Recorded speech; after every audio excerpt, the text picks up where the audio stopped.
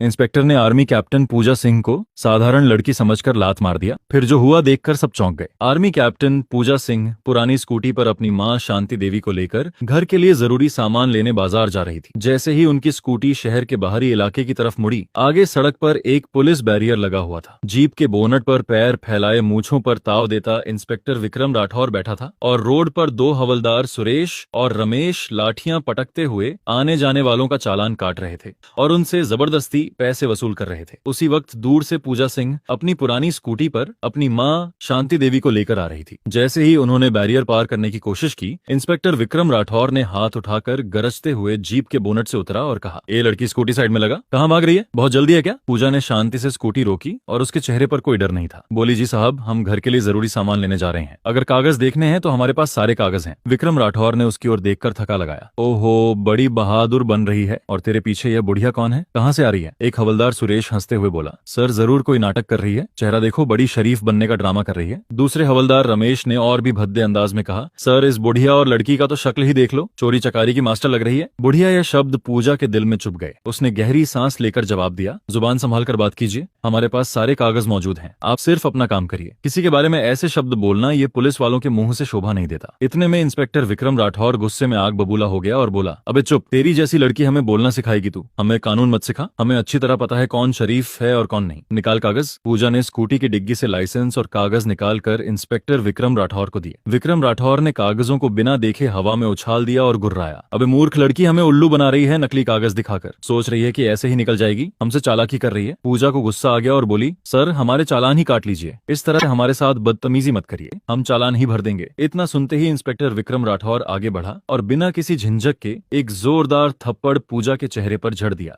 पूजा का सिर झटक गया, आंखों में आंसू तैर गए। एक आर्मी ऑफिसर जिसने सीमा पर दुश्मनों की गोलियों का सामना किया था, आज अपने ही शहर में वर्दी पहने गुंडों के हाथों अपमानित हो रही थी। उसकी मां शांति देवी चीख पड़ी और आगे बढ़कर बोली, अरे मेरी बच्ची को क्यों मारा तुमने? अरे भगवान से तो डरो। विक्रम राठौर ने उन्हें धक्का देते हुए चिल्लाया, चुप, बुढ़िया, ज्यादा बोलेगी तो तुझे भी ऐसे ही थप्पड़ मिल जाएगा। हवलदार सुरेश और रमेश दोनों शैतानी हंसी हंसते हुए बोले, हाँ हाँ, बड़ी तेज बन रही थी, देखो सारी तेजी निकल गई। अब पूजा का खून खौल उठा। उसका हाथ थप्पड़ का जवाब देने के लिए उठा, पर फिर वहीं रुक गया। वह जानती थी कि अगर उसने इन गुंडों पर हाथ उठाया तो मामला और बिगड़ जाएगा। इंस्पेक्टर विक्रम राठौर चिल्लाते हुए बोला, इन दोनों को गाड़ी के अंदर ठूंसो और ले चलो थाने, वहां हम बताएंगे कि पुलिस की पावर क्या होती है। गुंडों की तरह तीनों पुलिसकर्मी उन्हें धक्के देकर जीप में ठूंसने लगे। सड़क पर तमाशा देखने वालों की भीड़ जमा हो गई थी। कुछ लोग मोबाइल निकालकर वीडियो बना रहे थे, पर किसी की हिम्मत नहीं हुई कि आगे बढ़कर बोल सके। इसी भीड़ में एक नौजवान लड़का चुपचाप पूरी घटना रिकॉर्ड कर रहा था। उसे अंदाजा भी नहीं था कि उसका यह वीडियो आने वाले वक्त में पुलिस की गुंडागर्दी